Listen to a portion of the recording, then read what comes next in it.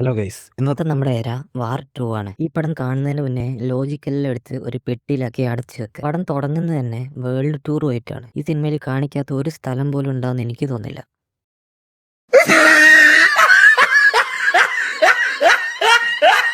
அப்ப நான் பொட்டனா?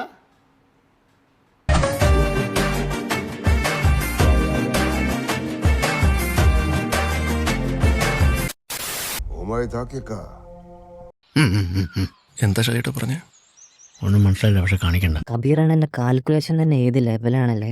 ഈ പടം മൊത്തം ദേശസ്നേഹം മാത്രമാണുള്ളൂ. ഈ ലോകം എന്ന് പറയുമ്പോ ഈ പാകിസ്ഥാനൊക്കെ പെടില്ലേ? അങ്ങനെ ഞാൻ പണിയെടുത്തിട്ട് പാകിസ്ഥാൻ നന്നാവണ്ട. ഭാരത് മാതാ കി ജയ്. ഇതാണ് കാവ്യ.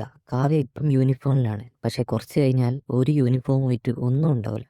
സോ കബീറിന്റെ ഫസ്റ്റ് മിഷൻ തന്നെ ആശാനെ കൊല്ലാനാണ്. കൊല്ലുന്നതിന് മുമ്പ് കുറെ രാജ്യസ്നേഹത്തെക്കുറിച്ച് പറയെങ്കിലും കബീറിനൊന്നും ഇഷ്ടപ്പെടില്ല.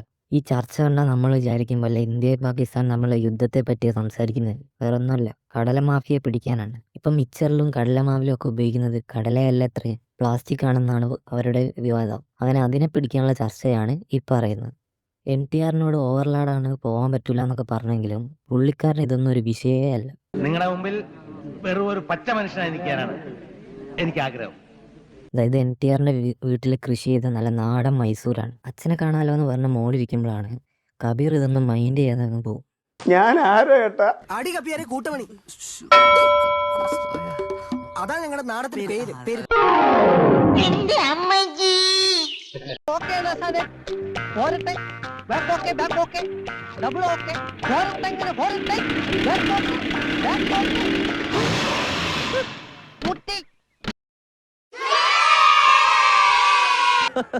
വെറൈറ്റി അല്ലേ?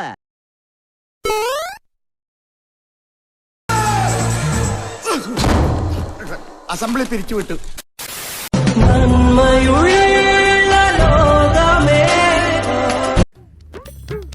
ആരാ അത്?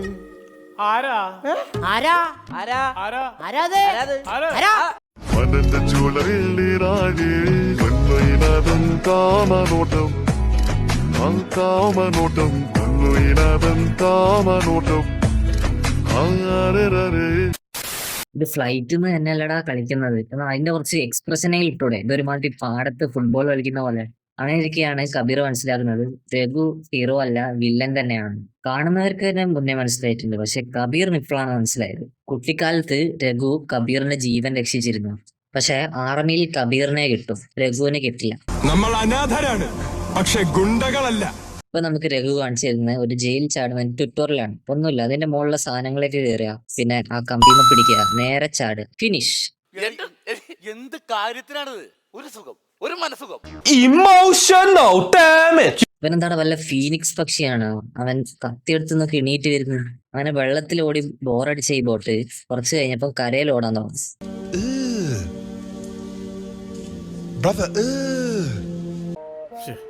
നിനക്കതൊക്കെ എങ്ങനെയാ സാധിക്കുന്നത്? കാവ്യ പണ്ട് കബീറിനെ പ്രപ്പോസ് ചെയ്തിരുന്നു. പക്ഷെ കബീർ ഒരു സിഗ്മയായോണ്ട് അത് റിജക്ട് ചെയ്ത് കളഞ്ഞു. പുള്ളിയുടെ വിചാരം പുള്ളി കൈദിയിലെ ദില്ലിയാണെന്നാണ്. ഒരു മെഷീൻ ഗണ്ണും എടുത്ത് തെക്കോട്ട് എറിയാൻ വേണ്ടി. ഇപ്പോഴുള്ള NTRനെ കണ്ടാൽ ചെസ്സിലെ ദിലീപിനെ പോലെയാണ് തോന്നുന്നത്. ഇതൊക്കെ വലിച്ചൂരാനായിട്ട് എടാ നെഞ്ചിനാടാ വെളി കൊണ്ടുവന്നത്. എന്നാ നിങ്ങൾക്കാർക്ക് ഇതൊന്ന് പറഞ്ഞു കൊടുത്തൂടെ? എന്നാ പിന്നെ നിനക്ക് ഞങ്ങൾ പറഞ്ഞു കൊടുത്താ പോരെ?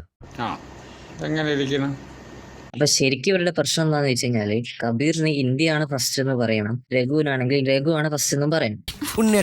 അപ്പൊ അത് തെളിയിക്കാൻ വേണ്ടിയിട്ടാണ് ഇവർ കാണിക്കുന്ന കോപ്രായങ്ങളൊക്കെ. അവള് വിചാരിച്ചത് എന്തോ വല്ല പെട്ടിയോട്ടോർ സെറ്റാണ്, അതുകൊണ്ട് ചാടിക്കേറി ഇരുന്ന് ഓടിക്കാന്നൊക്കെ പറഞ്ഞു.